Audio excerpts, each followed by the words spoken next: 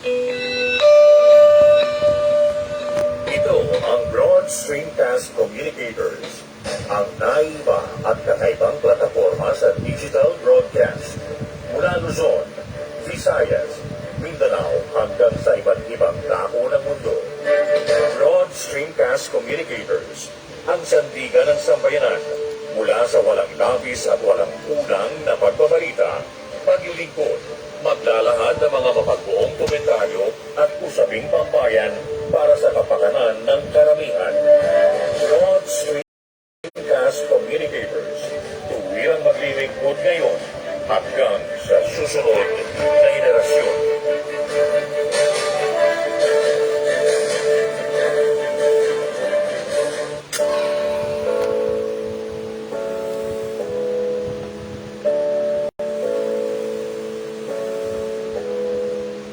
Buhay Online, Chikahan at kaalamang pangkabuhayan. Ating tunghayan, pakinggan at tuklasin ang mga pangyayari at kaganapan sa mundo ng online. Buhay Online, Chikahan at kaalamang pangkabuhayan. Alamin ang pinaka-latest trends mula sa trabaho at kung hanggang saan na ang narating ng teknolohiyang ito. Kami ngayon, narito na ang ating host, ang ating Techiemommy, si Jaye C. Bautista.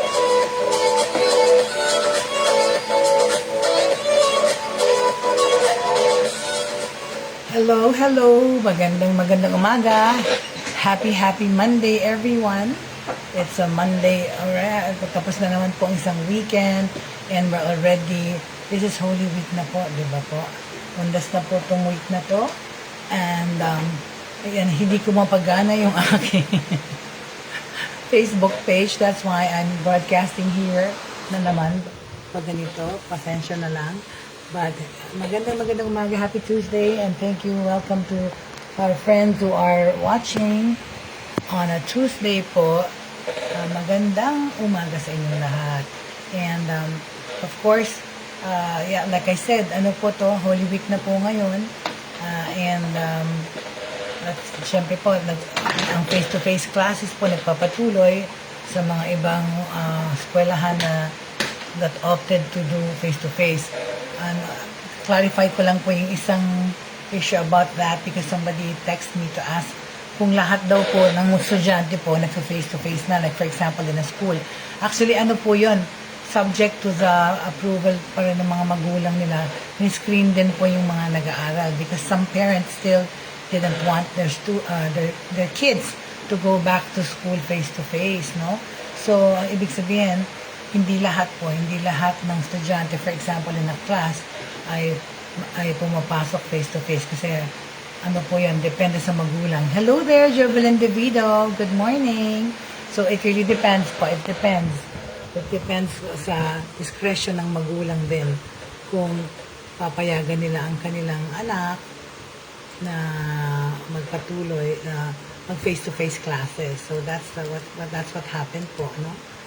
Ano ba nangyari dito sa aking talaga? Anyway, so ano na po tayo? First order of the day, okay? And speaking of that, no? School, studying po yan, tungkol sa pag-aaral yon. So, face-to-face po, nagpapatuloy, depende rin sa discretion. So, balik ta rin lang natin to school po. Ang una natin pag-uusapan po is yung hybrid working, no? Hybrid setup and other things we wish for our workplace, okay? Ano po ang ating mga gustong mangyari sa ating pagtatrabaho, right? Okay, yan. Makakabalik tayo. Ito pong return to the pandemic life, okay? If we are to think about returning to ang buhay natin po nung pre-pandemic, siguro hindi pa natin yan pwedeng isipin na it will go back to the way it was. Like yung normal life. Because ang ating new normal po, for now, like yan, sa education, no, is yung hybrid learning at saka hybrid working. Ano po yun, no? Return to pre-pandemic life. It is most certainly possible, but not yet, diba? Hindi pa nga po eh. Hindi pa sa ngayon, no? Hindi pa natin ma-imagine na ang ganyan, yung balik sa normal eh. Kasi, according to the World Health Organization, saying that premature lifting of restrictions could lead to deadly implications or repercussions, diba? Hindi, ano ba yan yung ano ko? Yung aking walker, nakita nyo na. Anyway, hindi ho tayo makakabalik sa normal na kagaya ng before pandemic as of yet. Kasi nga po, as we speak now, andyan pa rin ang virus, andyan pa rin yung pag-aaral tungkol sa virus, tsaka yung mga variants niya. Hindi pa natin alam pati yung efficacy ng gamot, no, yung visa nun. So I think we have to just keep living in this new normal way of life that we have now, no? So, moreover kasi variants such as the Omicron will continue to emerge. May mga iba pang darating na virus, right? So, yung World Health Organization po monitors more subvariants worldwide. Fortunately, we are now seeing that the current surge is parang fading na, and a daily caseload decreasing in Metro Manila and other parts of the country, no? Yan naman po. Hello, whoever's watching, I don't see your names. Pasensya na, welcome po. Okay, so, as I was saying, Filipinos are now also asked to return to their workplaces, di ba? In some companies po, almost 100% na yung pagbalik sa trabaho. But, okay, almost 100% na yung pagbalik sa return sa trabaho. Yung iba namang pong empleyados ay takot pa rin pumasok. So, meron pa rin certain percentage, of course, na working from home. But are they truly safe? Okay, pag bumalik sila, many of not all are still very worried. Okay, marami pa rin talagang hindi convinced na pumasok sa trabaho. Yun nga, iba nag-resign pag pipilitin silang pumasok. Diba? We can't blame them, right? That is why local and international companies are now adapting their workplaces to offer a sense of safety and assurance. Okay? So we've been seeing this shift, and here are the 3 things itong hinahope natin para sa ating mga workplace. Pakita natin, okay? Ayan po. Hybrid setup and flexibility. Ayan po, we've been seeing the shift, and here are the things that we want to wish for para makabalik tayo sa trabaho. Social distancing. Nakikita nyo naman, malalayo. Okay? Ganyang setup sa trabaho. Wala tayong magagawa. So, yung masisikip na opisina, they had to adjust. Hybrid work allows employees to work wherever they think is best, whether that's from home or from on site. Kasi okay, so yan ang gusto nilang mga setup, right? Yung pinakita natin yan, okay? Yan ang setup na gustong ideal ng mga ibang mga nagtatrabaho. Kita nyo? Ang distansya, alright? Okay, so yun pong sinasabi, no? Na hybrid working ay ganyan. Na hybrid work kasi, as opposed to traditional work, is where management is amenable to allowing the employees to work wherever they think is safe for them, no? Meaning, yung iba sa bahay, yung iba sa office. Yung iba naman kasi gusto mag-work sa office kasi yung facilities kompleto, right? At saka yun, hindi nila aircon, hindi nila electricity ang gamit, you know? So hybrid work, as opposed to traditional work, is where management is amenable to allowing employees to work wherever they think is best, whether that's from home or from on-site nga. This could also be arranged where businesses can opt for alternating schedules. Di ba? At saka makakatulong din to sa traffic situation. Di ba? Like I said before, sa Amerika po matagal nang ginagawa yung hybrid working years and years ago pa. This could also be arranged kasi, for example, businesses can opt for alternating schedules where employees can work on-site on some days and from home the rest of the week. Okay? So yun lang po ang ibig sabihin ng hybrid working is combination. Some from home, some from work. O yung ibang araw nyo, basta yung schedule nyo, asikasuhin nyo, ibang araw sa opisina kayo, ibang araw sa bahay. Right? Yun ang ibig sabihin ng hybrid working. Okay, tapos, we must see to it that taking care, that the well-being of our employees are taken care of. Ano ibig sabihin? Filipinos love good self-care routines kasi, or yung mga self-medication itong pandemic na to. Lalo na yung mga ayaw magpunta sa doktor, sa ospital, takot mahawa.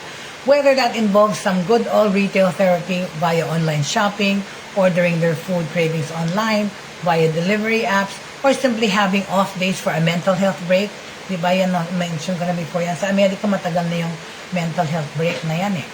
Ginagawa na namin yan noon doon, like more than 15 years ago, when an employee is allowed to take a mental leave from work for this person's psyche, papayagan ng work from home ng isang araw at least kahit sa isang buwan, or whenever the employee deems it necessary. Pero hindi pa, wala pang mga work from home. Sa Amerika, ginagawa na yung mental leave na yan. Na one day, at least a month or so, whatever, you can work from home. Okay, on a more significant level, what Filipinos even more is their overall health and wellness, okay? Especially for those, to those who are more vulnerable, okay? Yung mga sensitive or yung nagkaroon ng depression itong pandemya na to, or yung mga merong issues, right? Or meron talaga na silang existing psychological concerns or conditions. That is why it is important, okay, that they have access to health insurance that assures medical services like annual physical exams, as well as consultations and counseling whenever they need it. So, yung mga bagong mga opisina, kasama na dyan yung merong parang guidance counselor like sa eskwela, or they're able to see a therapist, and importante sa lahat, yung may health insurance, diba? Ang trabaho. Even more relevant is companies making sure that they have COVID-19 support available for their employees. Kung yung mga empleyado nila at yung mga dependents nila should wish to get vaccinated or wish to get tested for the virus. Meron ganung support na ngayon dapat. Diba yung mga malalaking kumpanya na bumili ng mga maraming vaccine na in-extend nila yon sa empleyado at saka sa pamilya ng empleyado. Well and good. Lalo na ngayon na kailangan na talaga i-dispense lahat ng vaccine na yan because mag-expire. So, ibigay na talaga ng libre lahat, please, okay? Alright? So, even more relevant is companies making sure that their COVID-19 support is available for their employees, okay? Ano pang importante in this, ang importante nating mga criteria sa pagbabalik trabaho, like hybrid setup and other things we wish for our workplace, diba? Okay? Ano pang dapat gusto nating maisip na condition sa trabaho bago tayo bumalik is career development programs. Okay, as we know, a lot of people lost their jobs in this pandemic. At the same time, a lot of people became business entrepreneurs. A lot of people found new ways to reinvent themselves and found new careers, okay? Pero kung opisina ka na, it's important nowadays in this pandemic na magkaroon ka ng career development programs. Ano yung sabihin? As professionals, right, it is important that companies have initiatives that offer more career growth, diba, for their employees. Like mga seminars, mga workshop, importante rin yun po career enhancement, diba? Napapa-attendan niyo sila ng mga seminar na inisip nila relevant sa kanilang trabaho, right? So, as professionals, there's nothing worse than feeling stagnant at work or finding yourself at a dead-end position when it comes to upskilling or vis-a-vis their career interests and plans. Dapat isipin natin yung growth and development din ng ating mga trabahador because they don't want to, di ba, sa Japan nga, is people stay in one job or like for a lifetime, like 1 to 30 years sa isang trabaho. Pero asan ng more often than not, wala namang career development. They just stay there and stagnant sila. And it's not healthy for the psyche also, right? So it is why it is of equal importance that companies have initiatives that offer more career growth for their employees, okay? This includes po mga seminar, mga workshops that they are able to attend even from home, diba? Kasi ngayon may online workshops na, may online learning. So, ang mga Zoom conferences, mga seminars yan pinag-uusapan online, okay? So, having these in place makes employees feel more valued and more motivated to contribute to the company and promotes loyalty and higher morale, okay? Ano pa? exemplary foresight, okay? Kunyari, ito, example, yung Unilever Philippines has proven that it is ahead of the curve in providing and pivoting and adapting to the times in support of its employees, guided by its vision of a purpose-led and future-fit organization, okay? We need to ensure productivity and the prolonged presence of COVID-19 protecting lives as well as livelihoods. We believe that face-to-face collaboration is extremely important for innovation, creative problem solving, and culture building. To unlock further growth, itong sinabi ni Julie Hudtuhan, Vice President for Human Resources sa Unilever Philippines. Okay? To date, ito po ang mga na-launch nila, several initiatives ng Unilever. Okay? Okay, pakita natin. Alright, ayan, okay? Today, they have launched these initiatives towards these goals, including access to internal e-learning platforms. Very good. So, in-house e-learning platforms, Degreed and Lincoln learning licenses, okay? Alright. Purpose workshops, agile fundamentals, servant leadership workshops, okay? And always on Digicon and IMAP Digicon for support and upskilling. Ito yung mga pwede nalang i-avail o i-attendan or alamin. Talent resourcing tool, Flex Experiences for upskilling employees based on their interests and career plans. Monthly themed well-being initiatives, as well as free psych and nutritionist consultations, diba? Ang ganda, Unilever po yan. Sana all, right? Unplug Focus Fridays and a company meeting manifest that helps set boundaries between work and home time. HR services initiatives to support E2E, enterprise-to-enterprise employee life cycle in this pandemic. COVID support policy since 2020 that ensures access to COVID testing through their HMO partner or the Philippine Red Cross. Okay? A partnership with MaxiCare and other medical institutions or mga HMO to ensure visibility on bed capacity and accommodation. Ito po yung tungkol sa COVID, no? So, di ba, maganda. Ang ganda naman ng mga programang inilahad or binigay ni Unilever sa kanyang mga empleyado regarding healthcare and wellness, tsaka ang foresight din na itong mga kailangan, right? So, alright.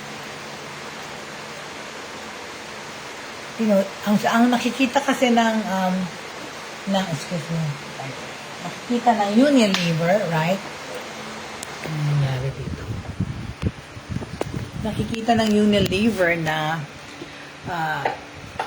is committed to providing flexible employment options by 2030 by pioneering and launching, okay, a new employment model called U-Work. Okay? With U-Work, ang employees po are paid a monthly retainer where they commit to a minimum of 6 weeks a year. They also get assignment pay and an opportunity to earn a bonus, all while getting benefits such as healthcare and a defined contribution pension. Ang galing, no? While there have been personal benefits of flexibility and reduced travel, kasi nga daw sa pandemic, many of us have been plagued with distractions, struggles to delineate work from personal time, and feeling disconnected from our peers and trauma and teams. Ito pong nangyari dyan, na-depress yung mga ibang tao. It's more on the social aspect eh. Yung pagmimingle or yung meron kang kausap na physical na hindi lang mga kasama mo sa bahay, okay? It's time to pivot together to hybrid to get the best of both worlds. Itong sinabi ni Hudtuhan.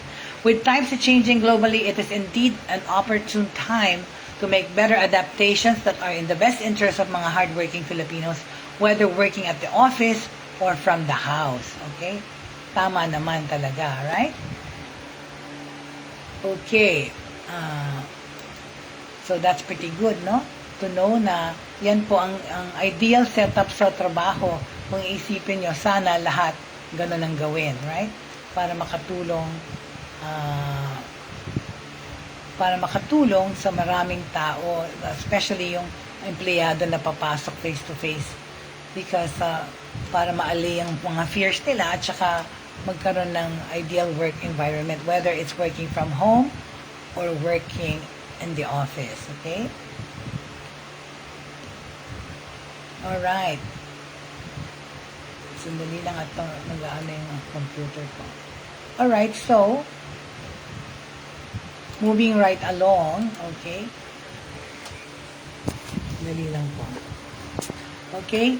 Pag-usapan naman natin, okay, itong in connection to this online working tsaka online studying, merong lumabas na nag-viral, no, about this, the groom, the multitasking, okay, pakita natin ulit.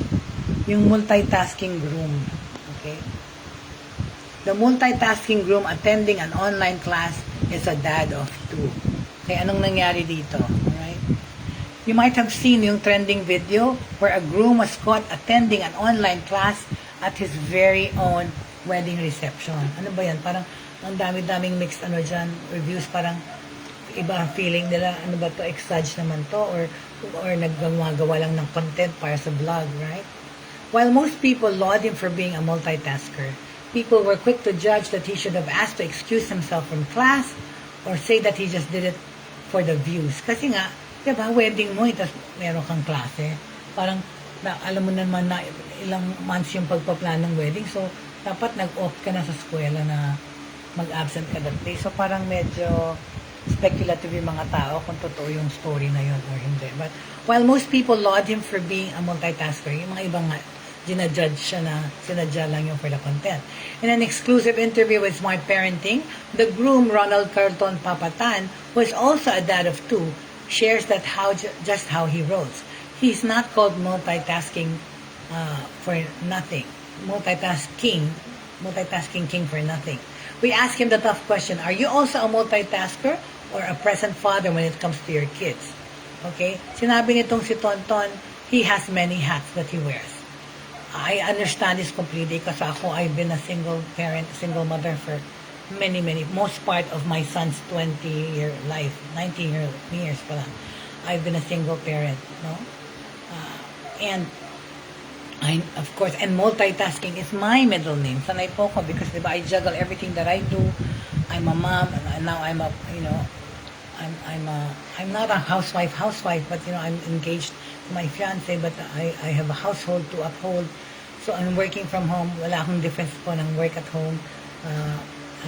Balance kasi po sa akin po, I'm practically working 7 days a week, 24/7, as a mom, as a partner, as an entrepreneur, as lahat yan.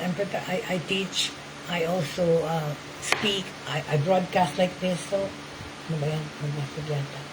So it's, I wear many hats too, like itong si Tonton.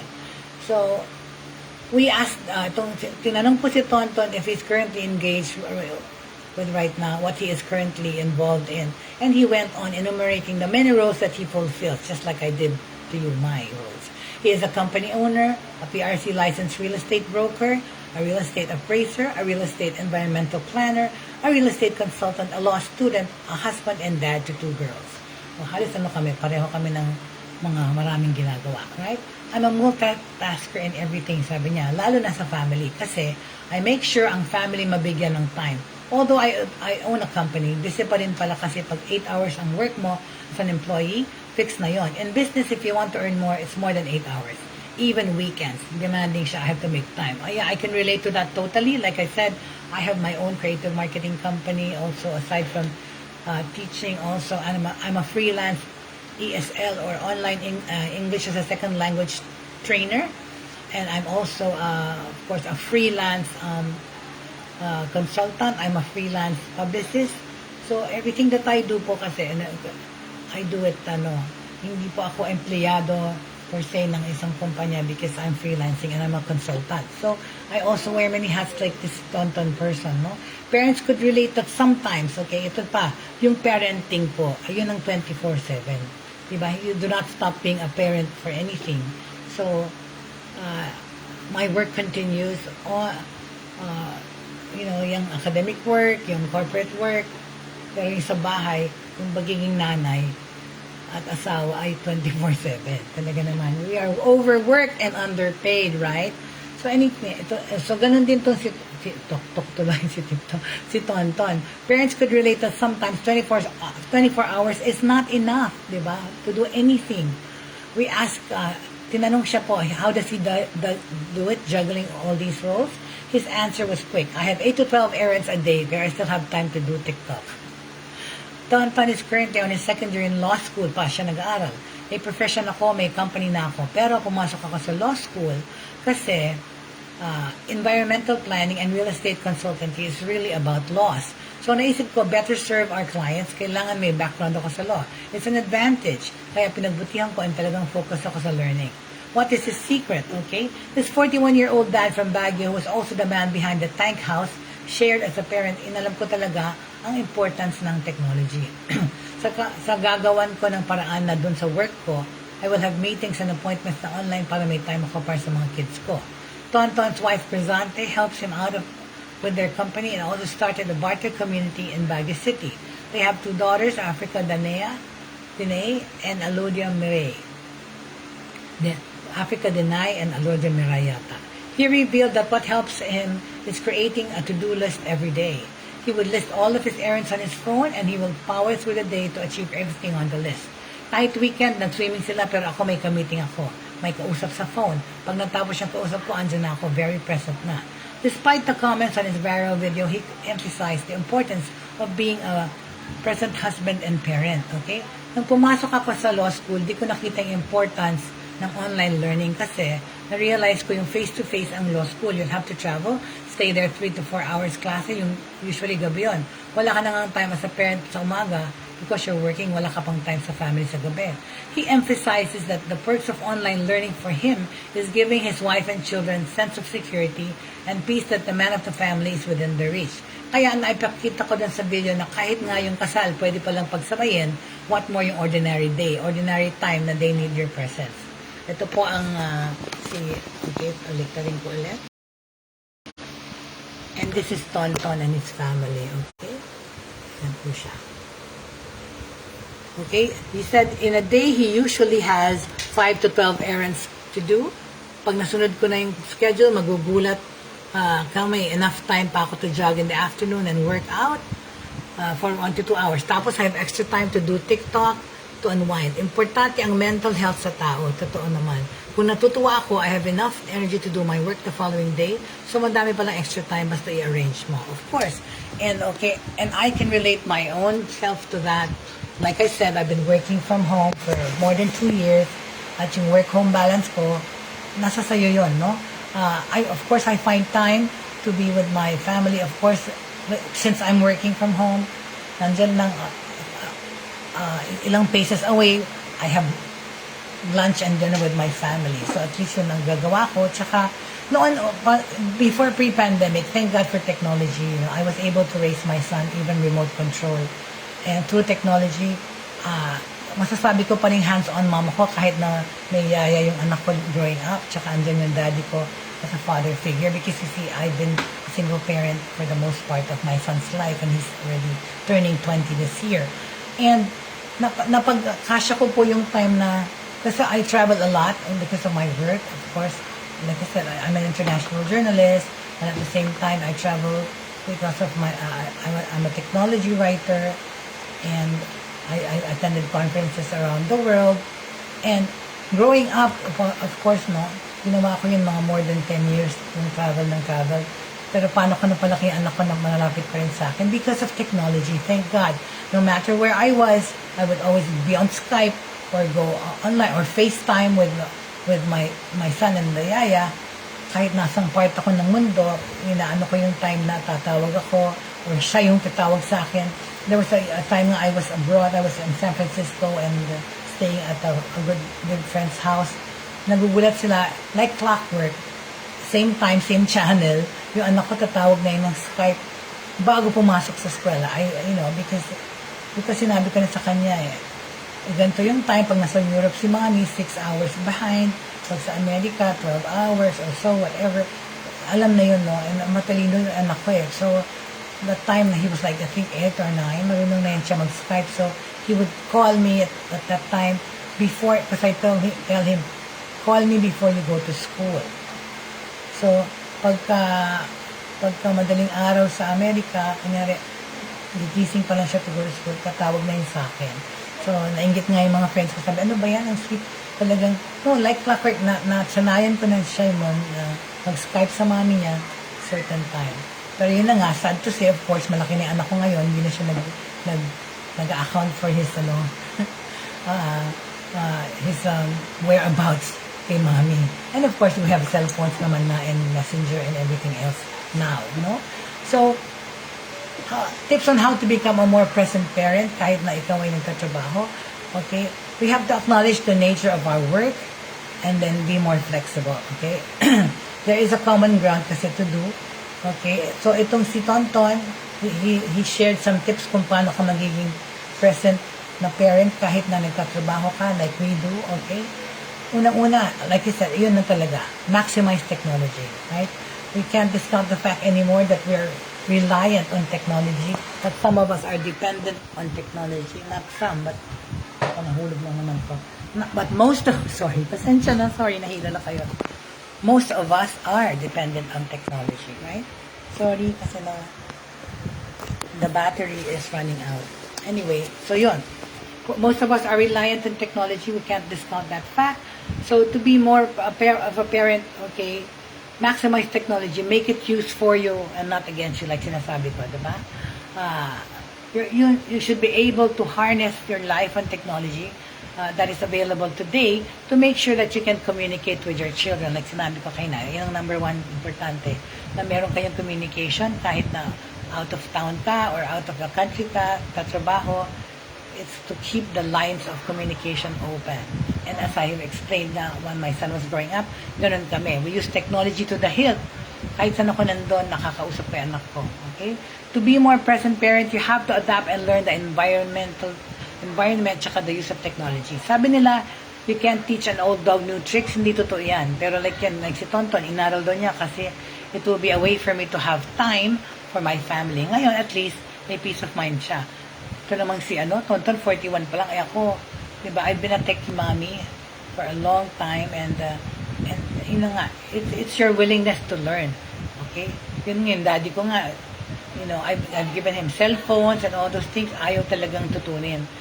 Bigyan ko ng laptop, bigyan ko ng tablet, wala. Ayaw niya, kahit mag-text. Papautos pa. So, it has to be, the willingness has to come from you. Hi there, Angelica. Yes, Holy Monday na. I know it's Holy Week. I saw your pictures at the BS. Ano ba yun? Kasi hindi ko na maalam yung tungkol sa lunch na yun. But I just saw the pictures. It's so nice to see you with our Broad Stream Cast Communicators family. Thank you very much. Anyway, ano pa ang kailangan na nating mangyari? Itong pinag-uusapan nating topic, itong how to multitask, okay, and in this situation, and how to still be parents, effective parents in this pandemic and in technological world, okay. Paano ka magiging effective na magulang? Sinabi ni Tonton, you wear many hats. Talaga naman, lalo na a working mom, you really wear so many hats, okay, and tips on how to make to be a present parent. Pinag-usapan pa rin natin. Like I said, maximize technology, and there's always extra time. Okay, think about that. There's always extra time. Okay, time management is very important. Okay, and for some people, this is something that needs to be learned. Kasi nga, di ba? Aside from teaching online English, I do so many other things. I'm a consultant. I'm a publicist. I'm a concept developer. Marami. I wear many hats, okay? So, there has to be always extra time. Kasi as a person wearing many hats, time management is something that needs to be learned. Aside from the job that you do, may mga tinutulungan ka pa sa ginagawa mo. Kaya isipin mo na lang na you're doing this for that purpose. And you have to be focused also. At the same time, focused but then have an open mind on possibilities and probabilities. Okay? So ano pang sunod na?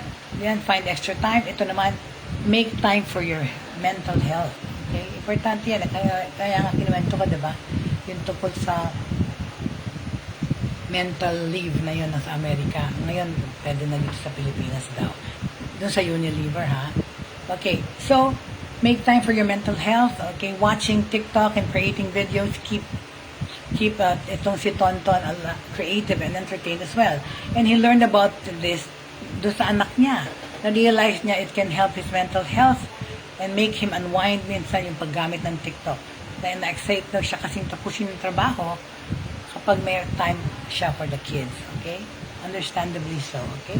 At ito pang isang dapat niyang isipin, no? Paano kayo magiging effective na magulang in this pandemic situation na lalo na magkakasama kayo sa bahay 24/7 halos dahil yung mga stay at home or work from home, no? Number 4, keep the child in you. Sabi nga nila, di ba, you can be childlike but not childish. Anong difference ng childish at childlike? Childish is yung ugaling isip bata. But childlike qualities means you retain yung mga qualities na isang bata sa'yo, like yung pagiging innocent, okay? Or pagiging malambing na bata. You know, those things, childlike qualities, not childishness, okay? Alright? Kasi ang mga tao, pag nagmamature, naisip nila na hindi na sila pwede maging bata. Masyado nang maingat sa buhay or very, very stern na sila about the life. Okay? He was able to make the trending creations called the Tank House. Itong si Tonton, ginawa niya yung creation of Tank House and Jeepito. If you keep the child in you, it makes you realize you have more than enough sa buhay mo. Okay? Ano pa ang isa pang importante, the last but not the least, make family your number one priority, right? There's no ifs and buts about it. Diba? It will work, it can work, pero prioritize niya yung pamilya, right? Over anything, okay? When asked what his top priority among the things that he's juggling, family talaga. Sila yung driving force, sila yung battery to drive. Sila yung makina. Looking forward to a happy family makes you productive. Diba? We're not perfect, but so far, but we're doing okay, right? So, anong takeaway from this lesson, okay? Or from this talk, or from this article on, ito yun lalamunan ko, this article on the multitasking group attending an online classes, a dad of two. Actually, the juggler, ako yun. I've been known to juggle many things, and I call myself such because I do juggle. I juggle a lot of jobs, projects together. Kasi, unang-una na, I enjoy that because ayoko ng monotonous work. Ayoko ng yung stagnant na nasa isang lugar lang ako. Even to stay on one place for 8 hours and do the same thing, hindi ko na kaya. Mas gusto ko diversity, mas gusto ko variety in what I do. I get bored with certain things na yun at yun din, right? Okay, so Tonton's wife Crisante helps him out with their company and also started a barter community in Baguio City, okay? They have 2 daughters, si Africa Danay, tsaka si Alodia Mirai. He reveals that what helps him is creating a to-do list every day, okay? He would list all of his errands on his phone and he will power through the day to achieve everything on the list, okay? Kahit weekend, nagsiswimming sila, pero ako, may ka-meeting ako at may kausap sa phone.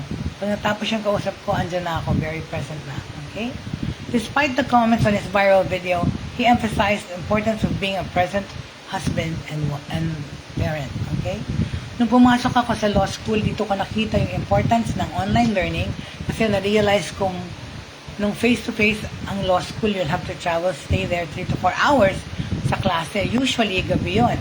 Wala kang time as a parent sa umaga because you're working, wala ka pang time sa family. Nangkakalungkot naman yan. Of course, yung iba, they're trying to help their parents by applying for mga rider and stuff, pero delikado naman yan sa bata na yung sinasabi sa magulang ko ano yung gagawa mo, kanino ka papasundo. Don't do that please at home without telling your parents, okay? Okay? Kaya na ipakita ko dun sa video na kahit na yung kasal pwede pala pagsabayin, what more yung ordinary day, ordinary time that they need your presence. Okay? Pero naman, that's your wedding. In a day, I usually have 5 to 12 errands or appointments in a day. Okay, sabi ko ni Tonton. Pag nasunod ko yung schedule, magugulat ka, may enough time pa ako to jog in the afternoon and do workout for 1 to 2 hours. Tapos, I have extra time to do TikTok and wine. Importante ang mental health sa tao. Kung natutuwa ako, I have enough energy to do my work the following day. So, madami palang extra time basta i-arrange ko. Totoo naman yun eh. Life is what you make it, then your time is what you make it. Especially kung freelance ka, tsaka entrepreneur. You know, yung tamang time lang. Because like me, I don't really enjoy a long sleep at all. Ito sinabi na nga ng tracker ko. Ano raw ako?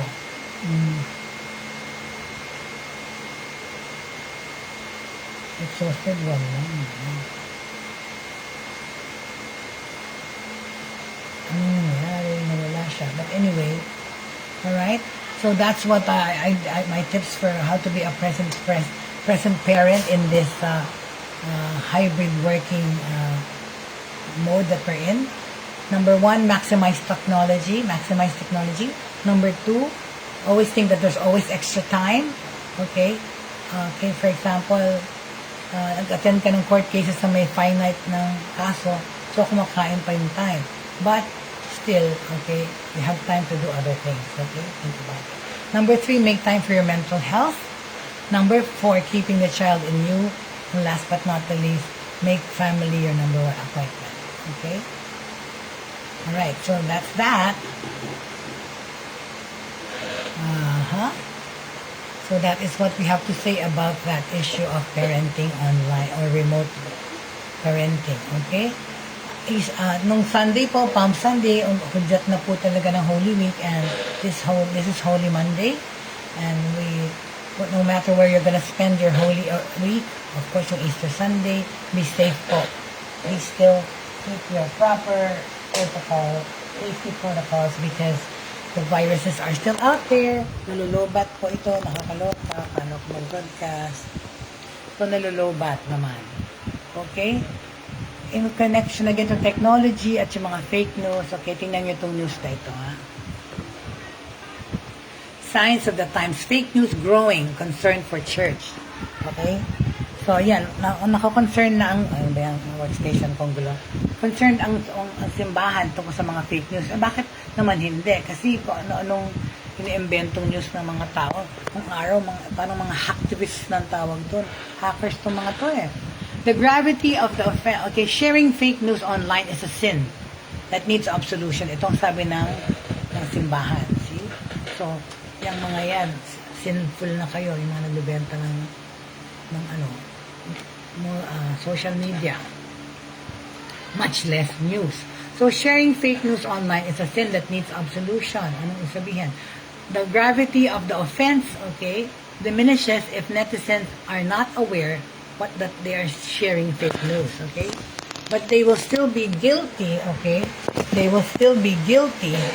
Nahilo na kayo sa akin.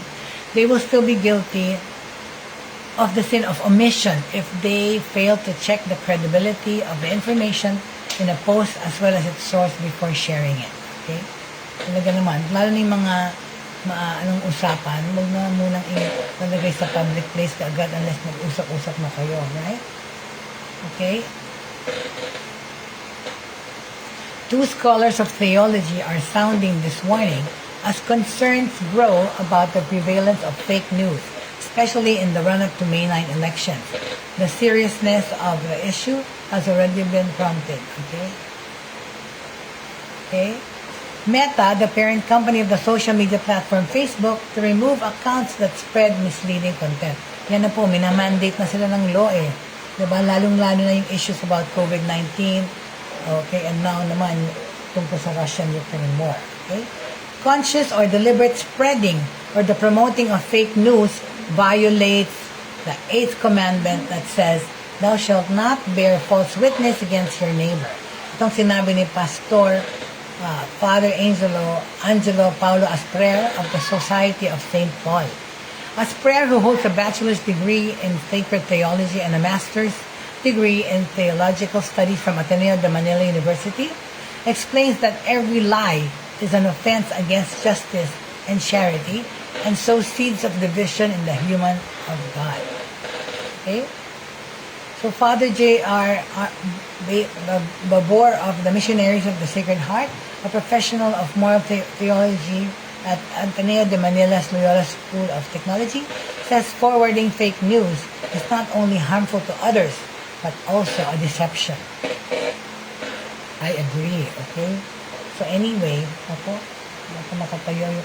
can I just hold on please? I have to get my water because there's nobody here.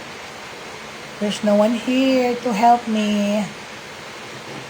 No one to assist me. So itong pilay po ay tatayo lang para kumuha ng water. Bear with me po. In the meantime, okay. Ano muna natin.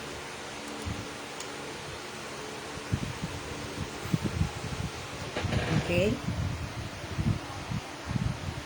Sandali lang. Paano ko ba ito iwan? Okay. Sandali na. I'll be back. I'm just gonna get some water. Pilay pa.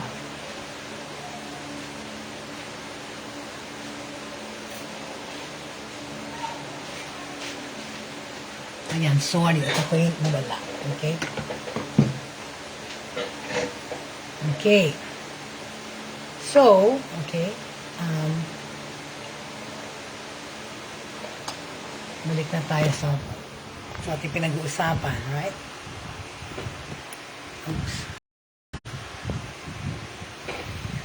Okay, so going back to what we were talking about, sabi nitong si Father Baybor tungkol sa yung paglaganap ng fake news, delikado, right? Delikado din talaga. We are called to be truthful, responsible, and accountable for our words and actions. If a person does not know what he is posting or sharing is fake news, a person may not be committing a mortal sin. Pero ang masama daw, sabi ng church, sabi ni Father, is kung alam mo ng fake news, spread mo pa, di ba? It's directed against God or life with full knowledge or consent. But it can be a venial sin that disrupts the relationship with God, okay? Sinabi ni Father Babor notes that while the moral responsibility diminishes in such cases, it does not exempt the person from sin, okay? Kasi alam mo na ng fake news at mo pa ikakalat, right? Before forwarding, kunyari, we have to be responsible, di ba? Ulit-ulit ko ito sinasabi, we have to be responsible for the things we post, the things we read. We have to verify it first before you share it, no? Ganyan po, verify nyo muna kung yung news na pinapagaling, kasi nga, magagaling na talaga ngayon yung mga hackers yung mga cyber criminals na yan. They hire mga good artists, di ba?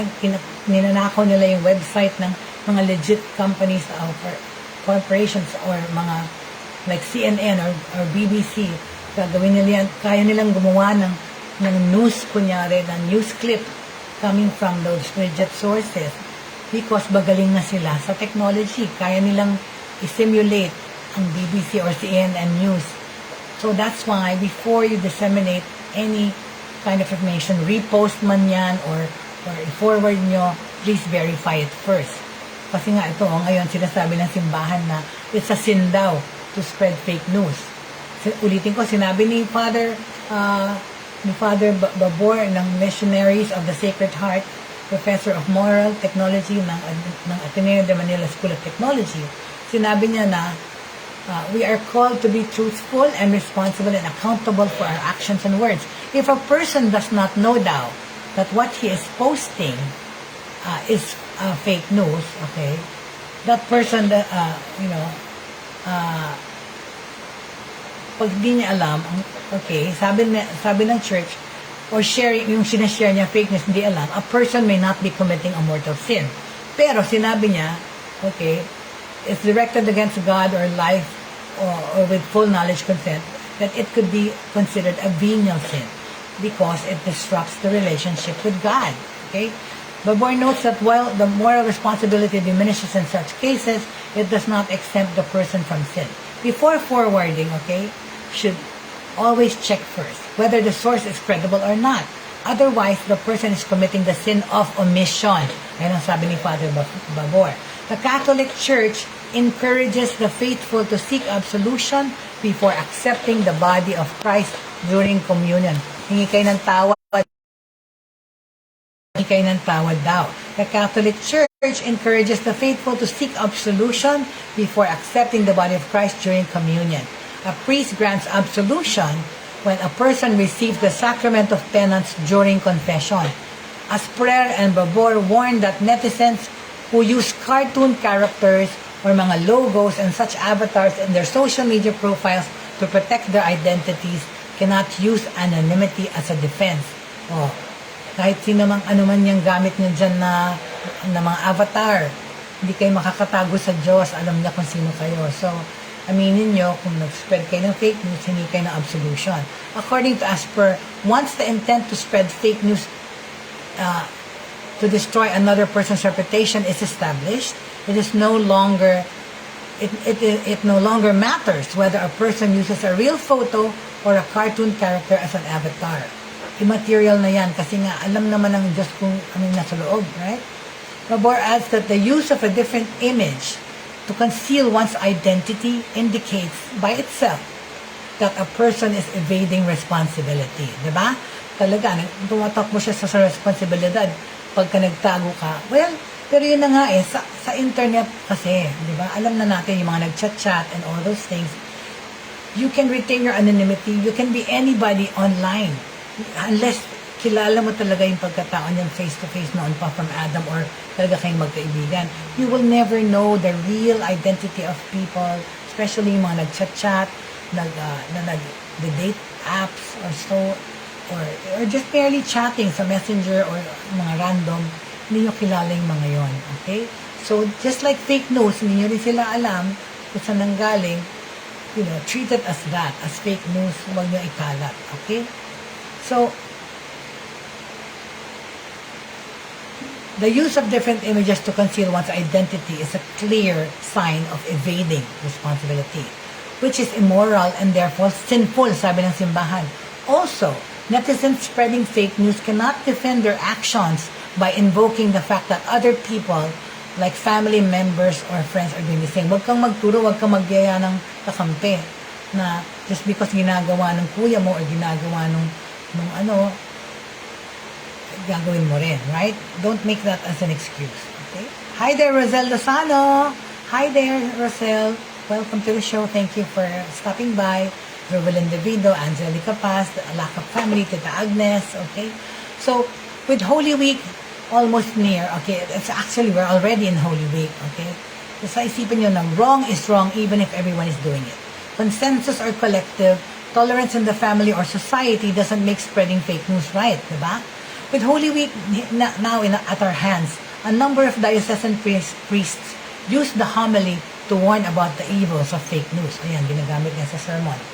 Father Reginald Manikdem of Manila Cathedral likened fake news spreaders and believers to the Jews who refused to believe in Jesus Christ's divine mission on earth despite the testimonies. Diba? In denial naman yung mga Hudyo noon araw, no? Despite the testimonies of Moses and John the Baptist and Jesus' own words. Okay? Hard-headedness po. Ang pagtigas ng ulo is a sign of arrogance. Isipin natin yan, okay?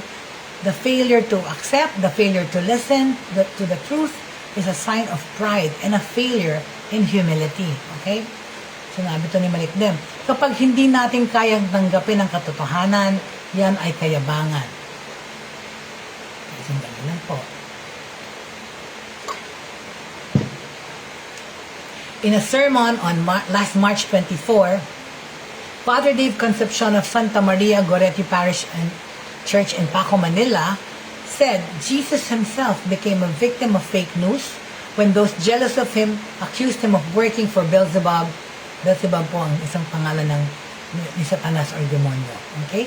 After he exorcised an evil spirit from a mute man. Sinabi ni Concepcion,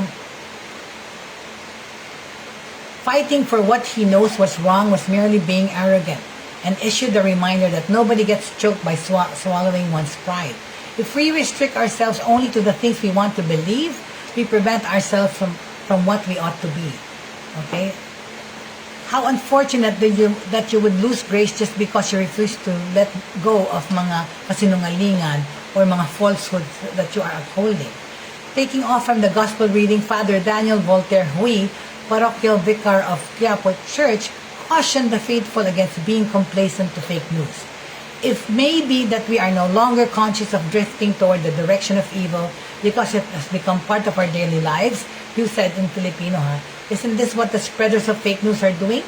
They subvert the truth and deceive the people into believing lies. So, ayan po, yung ibig sabihin niyan, sa Tagalog, no? Kung tayo ay naniniwala, if we don't want to be conscious and we're drifting towards the direction of evil, kasi yung spreaders of fake news, itong ginagawa nila. They subvert the truth, tsaka dinideceive nila yung mga tao, niloloko nila yung mga tao into believing the lies that they're spreading, di ba? Yan nga ang modern day hacking ngayon spreading fake news, di ba? And very big deal ito ngayon sa Amerika na umabot na sa Kongreso. Okay? Sinabi pa na, in choosing humility and wanting to change when faced with the truth, this is a better option to consider.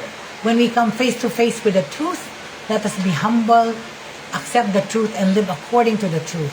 We ask for the humility to accept the truth, to be guided by the truth, and to decide based on the truth. Okay? So, ayan, no? Ayan po ang tungkol sa balita na sinabi ko na yung church po considers fake news as sin. Alright? Okay?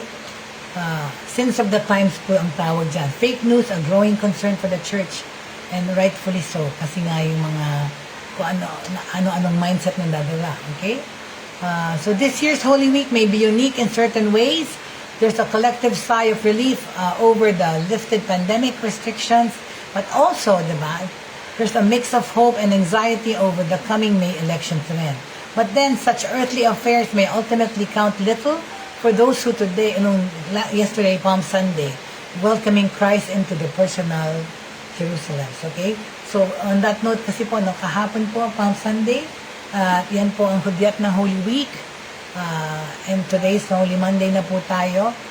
Pinag-usapan natin yung sharing fake news online is a sin that needs absolution. Ayan po ang sabi ng simbahan. But whether it's not religious or not, sharing fake news is actually also a crime. No? A sin and a crime because it's a cyber crime to be sharing fake news. Opo, cybercrime po yun na punishable na by law at may mga jail time na tinitignan. So, the church and of course, the governments, okay, are against fake news totally. Kasi naman talaga, sino naman ang may gusto ng fake news, right? And tapos ikakalat mo pa, hindi yan maganda. So, we have no more time to talk about other things. Marami pang gustong pag-usapan, pero ayan na, we have reached the last few minutes of our broadcast, no? And sana bukas maayos ko na itong OBS ko para makapag-broadcast na ako ng tama sa lahat. Thank you so much for joining me today. This has been Jay Bautista. Jay Bautista for Buhay Online. Maraming salamat po sa mga tumutok today. Thank you so much for always for our regular people that come and support us all and all the shows here at Broad Stream Cast Communicators. So keep safe po and have a good lunch. I'll see you tomorrow, same time, same place. And at the end of the day, three things should remain: faith, hope, and love. Maraming salamat po and have a good lunch and have a good happy Monday po. This is going to be a more productive week. Lagi natin isipin, it's going to be a better day araw-araw. Thank you!